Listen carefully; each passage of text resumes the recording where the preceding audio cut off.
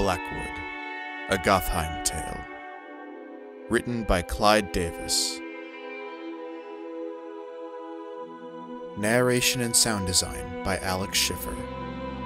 Music by Josh Fisher.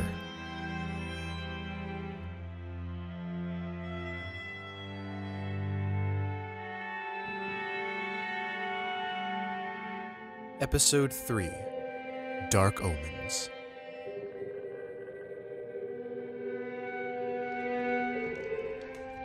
Whatever activity was happening inside the candle and cask ceased upon the entry of the Inquisitor and his apprentice. Men, halfway between standing and sitting, remained frozen in their awkward configurations, their eyes locked on the two men. Others huddled around tables, or standing beside the bar now, faced the entrance to the inn. Behind the counter stood the innkeeper. He was a scrawny, bird-like man. In one hand he held a mug, in the other, a cleaning cloth. Blackwood peered around the room, taking in each element in a matter of moments. The walls were covered with large paintings of the surrounding areas. Some depicted twisted woodlands. Others portrayed the woods which lay beyond the town boundary, whilst others showed landscapes of bog-like pits filled with stricken trees. If these were the semblances of the area, then Westgrave truly was a solemn and miserable place. Situated between the paintings were animal trophies, a wide array of stags, their horns casting thorny shadows against the walls, looked down at the common room with lifeless black eyes. Mounted upon the shelves were taxidermies of birds and foxes, their skins and feathers beginning to take on a gray film of deterioration. At the center of the ceiling, a great wooden chandelier, no doubt carved from the trees of the local woods, hung from a thick chain, the countless candles upon it casting an inadequate light for the size of the room. Against the far wall, a wild hearth hosted a roaring fire, its dancing flames making up for what the chandelier failed to provide. Deep shadows gathered in the corners of the common room, where the light from the fire could not reach. All considered, between the paintings and the collection of dead animals, the candle and cask was a macabre inn. Blackwood undid his coat and walked across the common room. The eyes of the patrons, some seemed to be merchants, but mostly appeared to be local village folk, followed the Inquisitor's steps across the wooden floorboards. At the bar, he placed the letter bag at his feet and rested his hands palms down onto the countertop. He met the stares of those closest to him, their eyes jumping between his cold eyes and the mark of the citadel hanging from the beaded necklace. Fee came to stand beside him. For an awkward moment, all parties around the bar looked at each other with a tense apprehension, everyone but the Inquisitor. He looked straight at the barman, with an implacable stare that would make any man shiver. Unable to hold the Inquisitor's glare, the barman glanced quickly toward the other village men standing at the bar, perhaps hoping for some kind of moral support. As if his plea was diseased, his compatriots looked away or searched the bottom of their glasses for something that wasn't there. "I hadn't noticed your absence," the barman managed. There was barely a stammer, but his voice wavered. Fee opened his mouth, and a faint smile curled into the edges of his lips. It was the kind of smile that preluded a polite, gentlemanly reply. But it was Blackwood who spoke, his voice hard and sharp as glass. "Mr. Shaw, I presume?" The innkeeper froze at the mention of his name, and with evident reluctance, he turned to face Blackwood again. The Inquisitor could feel the eyes of the other patrons upon him. From the corner of his eyes, you could see their faces turn toward him. Yes, I am he, the man managed. And who may you be, stranger? Barked a voice from the rear of the common room. Blackwood glanced over his shoulders, his dark eyes, almost black in the flickering firelight, pinpointing the speaker with unerring accuracy. The man was easily the largest in the room, with broad shoulders, thick arms, and a jutting belly that looked more hard than soft. By the look of the men sitting at the table with him, the burly man had a strong pack of lackeys. The Inquisitor buried his hand into the pocket of his trousers and pulled out a simple black coin. He turned and watched as realization dawned on the face of the burly man and his henchmen. First, their eyes fell on the silver pendant that marked him as an agent of the Citadel. The color drew from their faces. The Inquisitor then watched as the black coin in the palm of his hand drew their attention. At the sight of it, a wildfire of fear sparked in their eyes, and a hushed gasp filled the room. The black coin was simple, a little larger than a regular coin, but it was the sigil pressed into its surface that caused the shock. Everyone's eyes were now fixed on the black token. Even Mr. Shaw leaned over the bar countertop to catch a glimpse of it. The coin was the true mark of an Inquisitor. If the Inquisitors were shrouded in dark rumor and speculation, then the black coin of their order was something of legend. Blackwood presented the coin in his upturned palm, moving it from one side to the other, so that everyone can see it. I am Marcus Blackwood of the Citadel. This token here marks my station in authority. Does anyone here challenge my sigil? The room was silent, and with that single question, the Inquisitor crushed any challenger to his presence. The burly man sunk back into his chair, and his lackeys shied away like reprimanded dogs. Blackwood returned the coin to his trouser pocket and turned back to the bar. The uneasiness in the room was at the point of danger. The last thing Blackwood needed was resistance from the local people, even if his presence as an Inquisitor sparked fear. He pointed at the bottle of whiskey on the counter, and then held up 2 fingers. "We'll have 2 of that," he asked. The request was polite, but there was no softness in his voice. Whilst Mr. Shaw gathered 2 glasses from the back shelf, polished them with the cloth in his hand, and then made to pour the servings of whiskey, Blackwood began to speak. Or rather, he began to explain to Mr. Shaw and the small audience what was going to happen next, now that he was in Westgrave. The memory of the black coin still held them in his command, and they listened to his words. Let me address the state of affairs that have brought me to your village. My associate here, Mr. Fee, with whom you are familiar, has been observing the events in Westgrave and the condition of your daughter, Mary, under the authority of the Inquisition.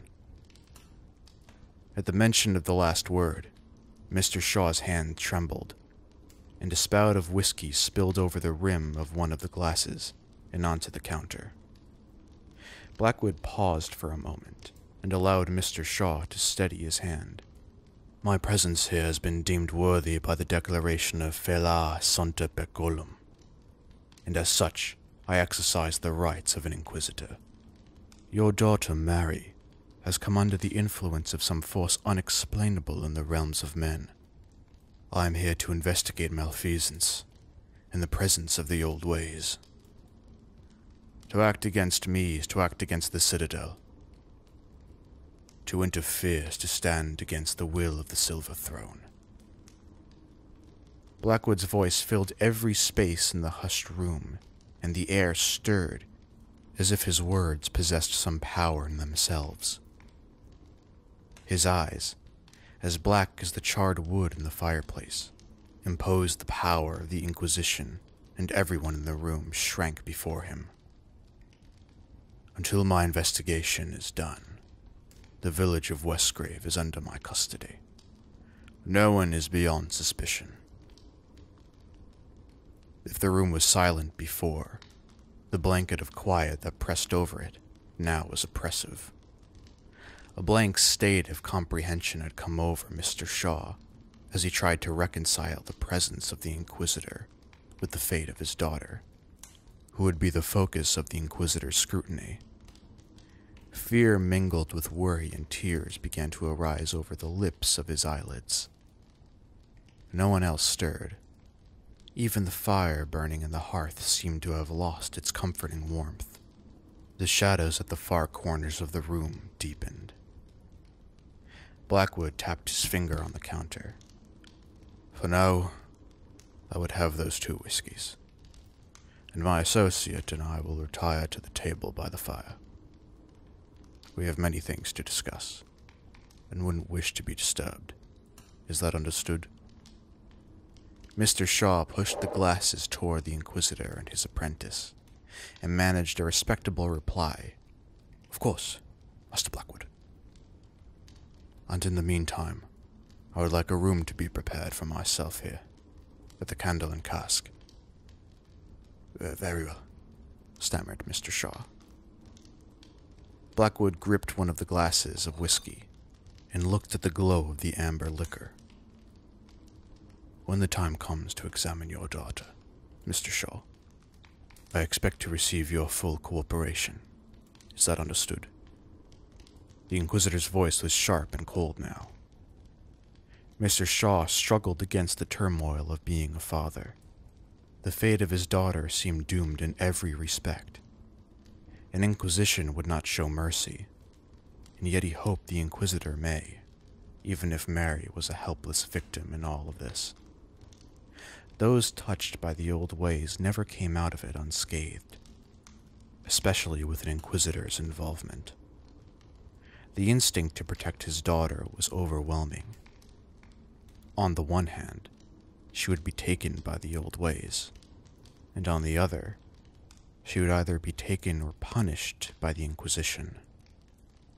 Mary, his precious daughter, faced wolves at every turn. He met the stare of the Inquisitor, and did what any hopeless man would do. He played for time. Of course, he answered again. This time the innkeeper spoke without expression. The Inquisitor and his apprentice chose a table in front of the hearth, where the heat from the fire was comfortable, and the pool of light was rich, and held the shadows of the room at bay. They had dark things to discuss, and such matters were always better spoken of in the light. Blackwood sat back in his chair, and stretched his one leg out toward the fire. The warmth of the flames began to creep through the sole of his boot, and warm his foot. With his one hand, he held the glass of whiskey. By the time they sat down, the room had mostly emptied. The burly man and his companions made their leave quickly after Blackwood walked past their table, and so had others, most probably to spread the word of an Inquisitor in Westgrave. By morning, Blackwood's presence would be known by all in the village. Mr. Shaw remained behind the bar. A veil of complete despair hung over his face. The poor light from the chandelier offered him one grace, hiding the silent tears running down his cheeks. "I thought you didn't drink while on the road," the apprentice, Fee, asked gently. Blackwood looked into the flames and watched the shapes dance from side to side. The flickering light did little to touch his dark eyes. "Puts the folks at ease to see one of us partaking in a ritual they are familiar with. It helps undo the shroud that follows Inquisitors wherever we go," the Inquisitor answered. Fee looked over his master's shoulder at Mr. Shaw and what remained of the late evening patronage and offered something of a laugh. "I'm sure it's working." The laugh went unnoticed by the Inquisitor, his attention fixed on the fire. The shadows cast by the flames exaggerated the lines in Blackwood's face, deepening the furrows across his forehead and the crow's feet around his eyes. Creases that spoke of weathering and trials beyond imagination ran down his cheeks. The creases seemed so deep in the light, one could mistake them for scars. Fee knew better, though. Once he had seen his master bare-chested, a sight rarer than the old ways. Fee liked to tell the other apprentices, and saw the myriad of scars that crisscrossed his chest and arms. Burn marks sprawled across his back, and some scars belied their age, still looking pink and only just healed. The thought of those wounds made Fee shiver. Despite the age of tales that lined the Inquisitor's face, his eyes still shone with a fervor. At last, Blackwood shifted his attention to his apprentice. The long journey from Gotheim had given him enough time to piece everything together from Fee's reports, all the pieces except for some, and he would know them before the night was through. "Tell me about that girl, Fee. This Mary Shaw. Tell me about the night you spoke of in your last report." His eyes were almost black, the flames in the hearth flickering in their darkness like watery coals. Fee shifted in his seat, and Blackwood saw the boyish charm that once livened his apprentice's face fade away with his request. Soon there would be none of that boyhood wonder left. Soon there will only be stone there. Despite the warm glow of the fire, Fee's face seemed pale, as if the memory of that peculiar night caused him distress, and perhaps it did. The time would come when such occurrences would leave little effect on him. Blackwood knew this. Only a matter of time. The apprentice glanced over Blackwood's shoulder before taking a long sip of his whiskey, and then he began to tell his master about Mary Shaw, about that particular night. Well, as I mentioned in my report, the few days preceding that night had been extraordinarily quiet. I had seen the girl unconscious in her bed, and I had taken the time to speak to the village folk and walk along the tree line of the woods at the edge of Westgrave. From all accounts, Westgrave seemed untouched by any malevolence, the girl simply affected by an illness.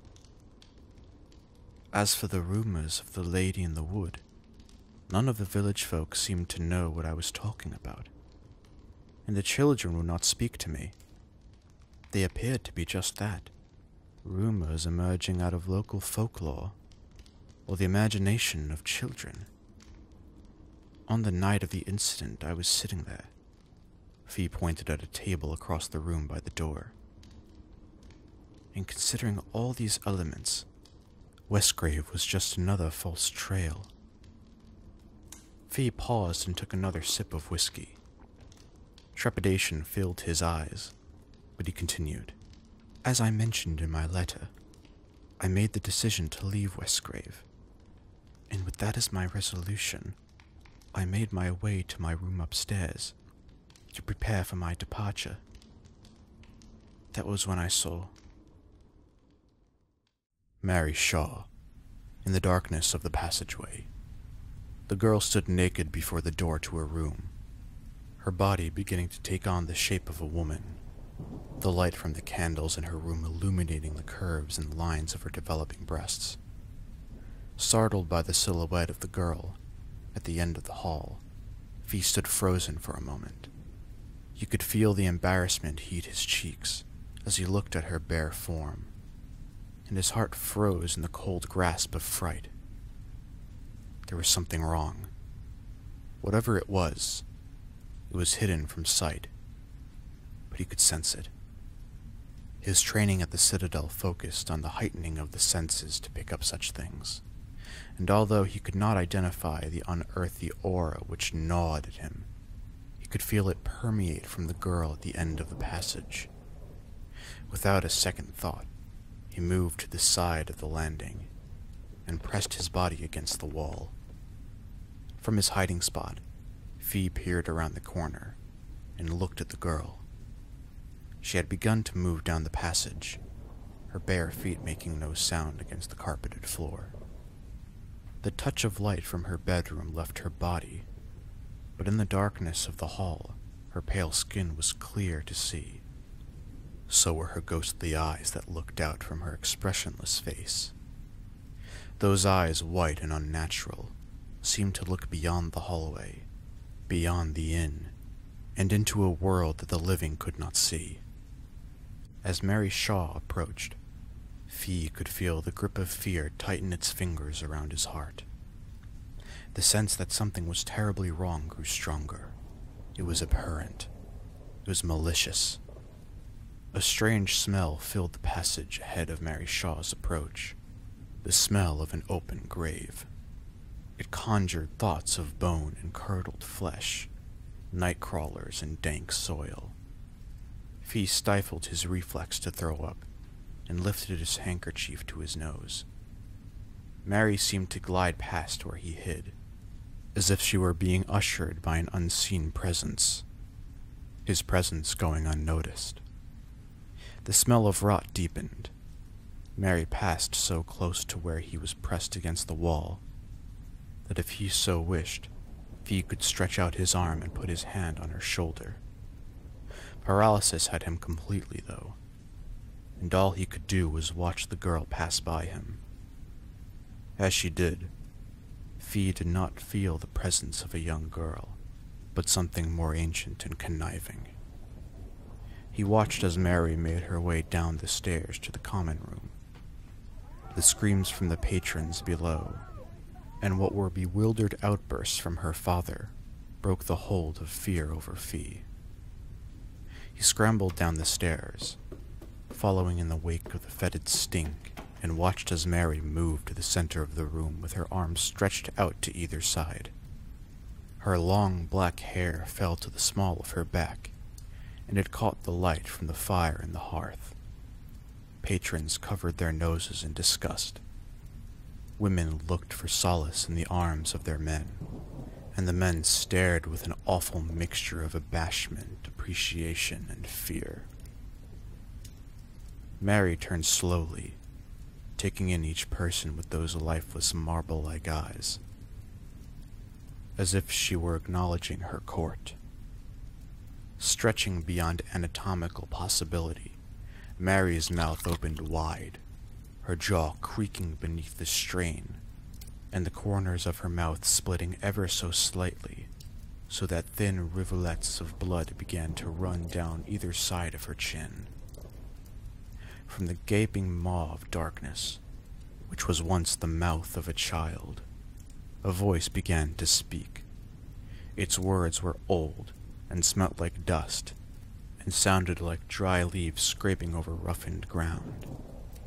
The air thickened as the words crawled out of Mary's gaping mouth, her white eyes glaring beyond the walls of the inn, faint tears creeping from the edges of her eyes. The passing of time stretched thin, each moment a laborious agony. The voice that spoke through Mary filled the room, with a buffeting wind causing candles to flicker and fight for life, only to be gutted by the gust. The fire in the hearth gasped with one last breath before dying in a cough of white smoke. Through the windows and from beneath the doors, darkness spilled into the common room, filling the space with its inkiness. Only then did the voice, scraping like the scales of a shredding snake, begin to sound like some form of language. From the top of the stairs, Fee could hear it as clearly as if it were being whispered in his ear. Soon, the hideous crawl of the voice gave way to words from an ancient ilk, words from a language long thought extinct, and if not that, forgotten. Fee could not understand it, but he knew it for what it was, the language of the exterminated people, the Fey-tongued. He could feel its power coil around him, constricting at the base of his spine and at the top of his neck, commanding he stand at attention while such ancient words were spoken. Fee managed to grab onto the banister, or else he would have fallen down the stairs in that rigid stance. If his willpower was strong enough to look away from the girl, Fee was sure he would find the other patrons caught within the same grip of the commanding voice. But it wasn't. The girl held everyone within her whim. A deep enchantment had come over the candle and cask, and its ancient source could be felt, from the primeval words that weaved it into being, to the sense of loathing it held for the mortal folk it addressed. Fee could feel the threat behind each word.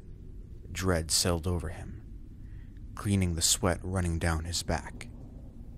After what seemed like an eternity, Mary's mouth closed, the mechanics of her jawbone clicking back into place. The thin lines of crimson blood trickling from the corners of her mouth turned her gentle face into a vampiric mask. She glided across the floorboards, the stink of earth and insects following behind her, those alabaster eyes still peering beyond the realms of the living. The doors to the inn creaked open, revealing the pitch black of the night beyond, and into it she went, without so much as a hesitation or a backward glance. As the darkness swallowed Mary, the unerring spell opposing the inn vanished as quickly as it had come. The smell faded too. Regathering his wits and summoning what courage still hid in his heart, the thought of his master a strong whipped at the back of his mind. Fee raced down the stairs, almost tripping over his own feet. He hurried past the still stunned patrons and Mr. Shaw, in fast pursuit of Mary Shaw. Fear and cowardice barked from the halls of his heart, urging him to turn back, telling him what he had witnessed was enough to summon his master to the village. But there was something else gnashing its teeth within him. The desire, no, the need. No, it was his duty that burned inside his chest like a forest ablaze. It was the unrelenting hunting instinct of an inquisitor that pushed him forward, and in that realization, he found himself closer to his master. Into the night he followed the girl. Up the street, she walked with a swift grace, her bare feet unhindered by the gravel road. In the poor light it seemed like they barely touched the ground. Overhead, a darkening cover of clouds began to creep over the silver disk of the moon, and the air tightened with cold. As he moved through the shadows in pursuit, Fee could see the white mist of his breath before his face. From the outskirts of the village, faint tendrils of fog began to arise from the ground, spreading and searching. The smell of rot lingered where the girl had been, and with it, there remained an aura of dread. Fee wondered if what he smelt was the scent of fear itself. He moved from house to house, concealing himself in the alleys between the buildings. Ahead through the gathering fog and failing moonlight, the ominous walls of the woods loomed, the boughs twisted and cruel in the darkness. Mary Shaw moved toward the woods, as if the gnarled branches offered her an invitation to that shrouded place. From where he hid, Fee could hear the girl's murmurings. The words of the Fey tongue still came from her mouth. But unlike the deathly voice that filled the common room, this was Mary's own, and she sang, as if reciting some bygone lullaby. It held a sorrow that struck Fee deeply, a sadness so old it had soured with anger and desperation. The girl continued up the street, leaving the houses on either side behind. By now, those who were left in the inn came stumbling out onto the street, with bewildered looks upon their faces, each looking in a different direction in search of Mary. Fee ignored their confused cries and crept closer to the girl, wading deeper into the terrifying aura which surrounded her. He steeled his heart against it, reciting the teachings of the citadel over and over again to ward off the fear. The fog continued to gather at an unnatural speed, flooding in from the tree line and smothering the village streets. A particularly thick bank rolled over the woods right before Mary, the white mass swallowing her entirely. Fee lost sight of her, except for the occasional womanly shadow that shifted with the slightest movement. You could only point to the place the girl now stood by the sound of her voice singing that dreadful song. Bracing himself, he stole into the thick bank, his one hand stretched out before him. He followed the ebb and flow of the girl's voice, but something in it was changing. The pace of the lullaby was slowing down. Mary's voice was beginning to labor, the words drawing out into long, breathless syllables. Fee paused to listen. Somewhere ahead of him, the singing faltered, and then, nothing. Silence permeated the fog. Not one sound could be heard. Fee didn't dare move. You could feel his ears straining to pick up any sound, any indication of movement. But it was as if the fog had plugged his ears. Cold sweat broke out across his brow, and you could feel his shirt cling to his lower back. Cautiously, he took a step forward. The sole of his shoe crunched against the coarse road beneath. Ahead, as if in reaction to the sound of his footfall, the fog stirred. At first, it swirled in on itself, revealing nothing, but then it parted ever so slightly. There, standing silently in the shroud of white, was Mary Shaw, facing directly at him, those enchanted eyes staring into oblivion. The rivulets of blood had congealed along the sides of her chin. Fee stood his ground and looked into her colorless eyes, hoping to find something within them. The sense of dread was almost unbearable now, and the smell of an open grave lingered as heavily as the fog. It took all of Fee's willpower not to turn and run before such terror. He held his ground and looked on at Mary Shaw, but something was off. The silhouette of the girl was oddly misshapen. Behind her left shoulder, a strange shadow lurked in the curling fog. It petrified Fee, and although every instinct told him not to shift his stare from the girl's white eyes, he felt his eyes slowly turn toward the strange shape lurking behind Mary Shaw. As his eyes settled upon the unclear apparition, the fog parted like a curtain, revealing the hideous face of a woman who seemed ancient in years. Her visage caved and twisted like a demonic runestone, filled with hatred and the shadow of death. Deep within her bottomless eyes, Fee could feel the hag's wish of doom for his soul. From her peeling lips, a slime-covered tongue slowly protruded like a languorous slug and crept from one side of her bottom lip to the other, leaving a thick trail of spit behind. Fine wisps of gray hair, mere remnants of what once covered the hag's head, trailed over her gnarled skin. Fee noticed her crooked fingers, tipped with black nails, creeping over the girl's bare shoulders. The hag looked almost childlike, skulking behind Mary Shaw in the fog, with that strange grin on her face, revealing teeth as wretched and soiled as her soul. Fee took a step backwards, and the hag left off a shrill laugh, but her eyes burned with evil, twisting the childlike smile into an insidious sneer. The shrill laugh continued, rolling out of the ancient woman's mouth like crumbling stone and scuttling spiders. It grew louder until Fee was forced to raise his hands to his ears in a futile attempt to block the woman's foul jubilation.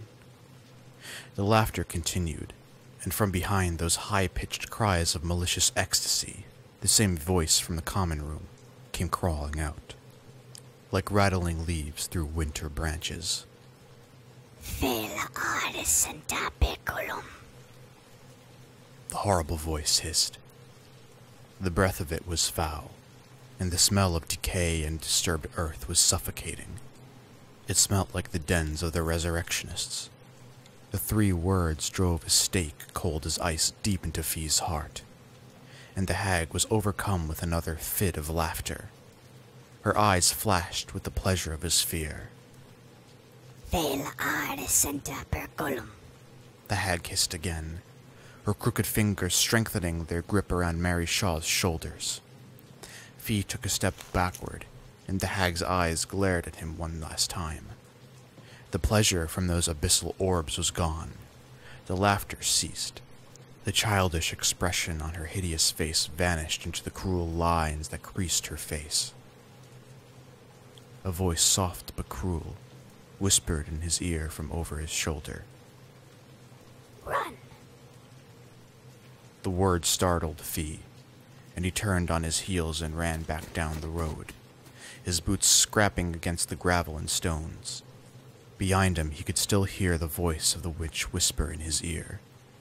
Run, run, run. In the deep caverns of his mind, he could feel the witch's laugh roll over itself, covering his thoughts with its oiliness. He sprinted down the street, leaving Mary Shaw behind in the fog, fleeing from the hag that hid beneath her shoulder. The fog still coiled around his feet when I regained sight of the inn and the village folk. I had seen the Witch of the Woods, and her face will never leave me. I left the girl behind too, and fled in fear. I am not proud of my actions, but there was nothing else I could do. The witch filled me with terror, and I could not withstand it. Blackwood looked at his apprentice's face in the firelight. It was drawn, and deep shadows had come to settle in the grooves of his cheeks. In the firelight, he seemed older, much older. Blackwood suspected the witch had taken something from him. Perhaps a few years of his life, perhaps more. But the witch had helped herself to his lifeblood. The Inquisitor pushed his glass of whiskey across the table and offered it to his apprentice with a gently nod. You did what you could, and saw what you did, and it was enough, Blackwood said, with a touch of comfort in his hard voice. Here we sit, the presence of a witch uncovered. Fee finished his glass of whiskey and took the one handed to him by his master. Fe la ad essenta percolum, he recited in a whisper barely audible to either himself or his master. Why would she say that to me? It, Blackwood corrected sternly. It was taunting you. During the war years, in the chaos thereafter, the magic kind would use the words that persecuted their people as a mantra against the Inquisition, like a rallying war chant. The Inquisitor looked deep into the flames burning in the hearth, his eyes distant with memory. A challenge? Fee asked. The Inquisitor met his stare and nodded. I believe so. Blackwood shifted his weight in his chair and folded his legs. Now, tell me what the girl said in the common room. Fee sat forward in his chair, leaning his elbows on the table. He glanced over his master's shoulder again to make sure no one who remained in the common room was eavesdropping. I can't recall. He paused. Forgive me, Master Blackwood. I have tried to remember the words, but I cannot. It's strange. If I think of that voice, I can hear the words of that ancient tongue echo in my mind. But as soon as I try to mutter them, or truly recall them beyond their sound in my memory, they disappear like dust in the wind. It is the oddest thing. Perhaps fear still bars entry to those memories. Perhaps in time. Blackwood rolled his tongue over his teeth as he contemplated the words of his apprentice. Interesting, he mused. What is? I don't think it's fear that prevents you from remembering, although I do not doubt it still resides within your heart. It may be that a spell has been cast upon you, to protect the witch in some way. I'm sure if I am to ask anyone who was in the inn that night, I would be met with the same answer as yours. Even those of the old ways were wary of the power their ancient tongue held. And I doubt this witch, if that is what is truly behind what is happening in Westgrave, would risk letting some village folk recite the words it spoke. Not even the oldest Fae would allow a mortal to speak such words for fear of them muttering something incorrectly. Who knows what horrors a misspoken utterance could summon? No, it is not your fault you cannot remember what was said. Fee could feel the Inquisitor's eyes search him for any detail that he may have forgotten to tell. Yet the Inquisitor asked no more questions about the girl, or the witch thing for that matter. He simply sat for a series of long moments, contemplating everything his apprentice had related to him. In the hearth, a piece of wood let off a loud crack, sending a shower of sparks up into the darkness of the room before collapsing in on itself, spawning another series of flames. Finally, the Inquisitor broke his silence.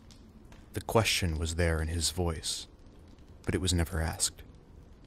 You mentioned other developments. Fee leaned back in his chair, relief filling his face, and something of the boyish charm returning to his expression. He was happy to be off the topic of the witch thing. Yes, there have been several, he agreed. He took a sip of whiskey before saying more. Mary, or Miss Shaw, rather, hasn't moved since that night. Not one limb stirred from the slumber that has taken her. She was found the following morning, lying on the ground where I believe I saw her standing in the company of that creature. Nevertheless, she had resided in the inn ever since. But what is strange is the weather. The fog has not moved on since the night. Neither has the rain. It is as if they and Miss Shaw are connected. Blackwood thought about this as his apprentice spoke. The weather was the dominion of the magic kind. It always had been.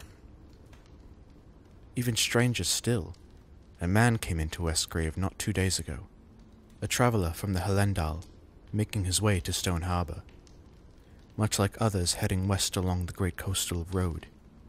He was a merchant, so he told us, moving from town to town as he made his way in time for his vessel, which was set for departure in the coming days.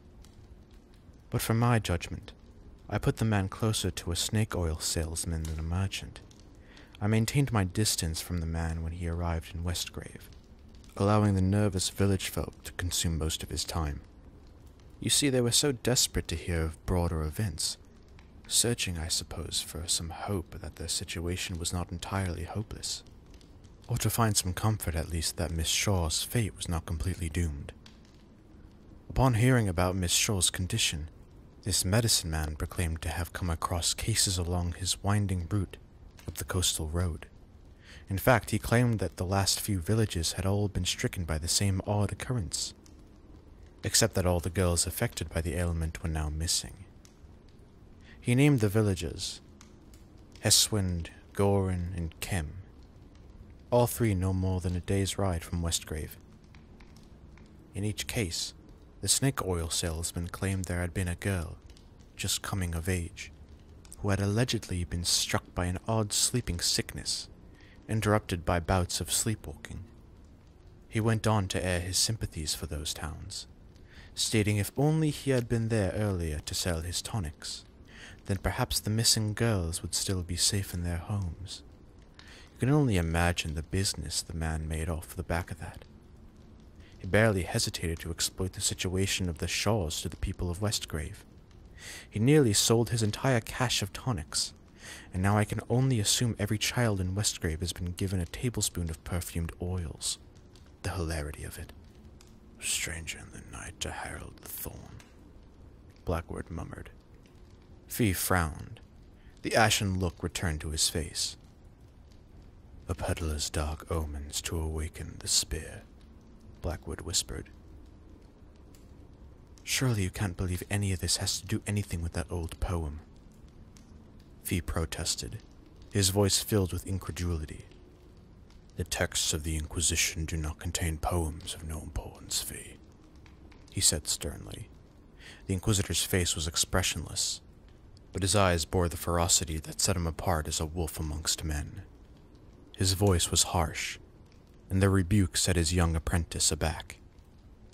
You fear the Fae and their ilk because you know they exist, yet you question the writings that speak of them. Such logic will not see you through the rites. The Inquisitor's words made Fee nervous. I do not question the texts. I just struggle to believe that these events can possibly link to a poem of such dark prophecy, the apprentice defended.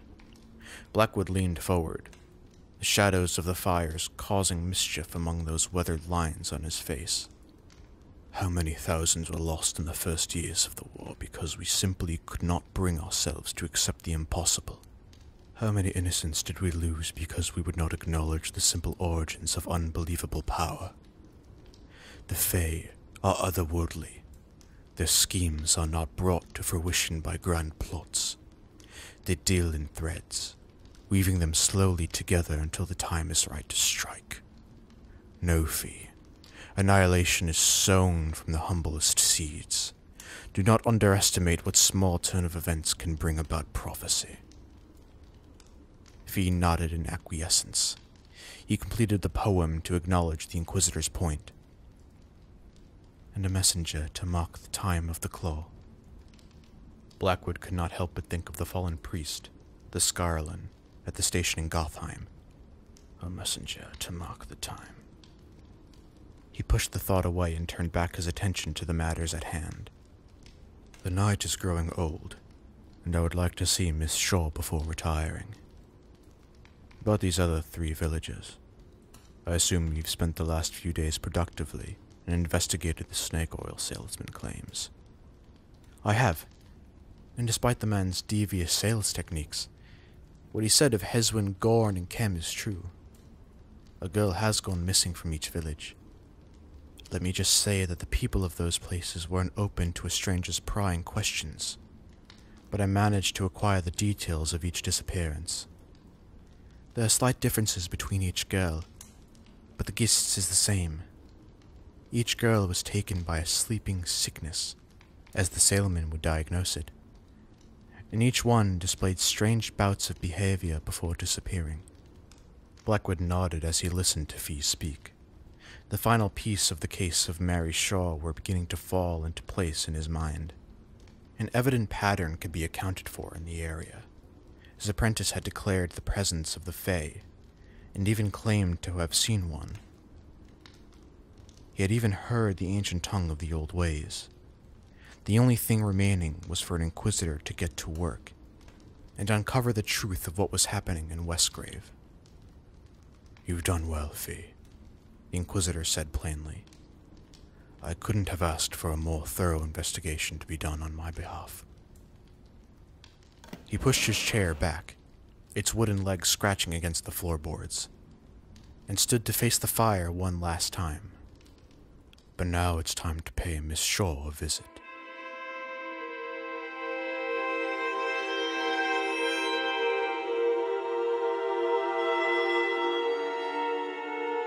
This has been Blackwood, a Gotheim Tale, adapted for audio from the works of Clyde Davis. You can find the print version of this story on paperback through Amazon. Continue supporting Clyde by subscribing to Narrative on Substack, where you can find new stories from him weekly. This podcast is narrated and sound designed by Alex Schiffer, with intro and outro music by Josh Fisher. Album art is done by Waldo Buckner, who you can find on Instagram. Thank you for listening, and join us next time for more Blackwood.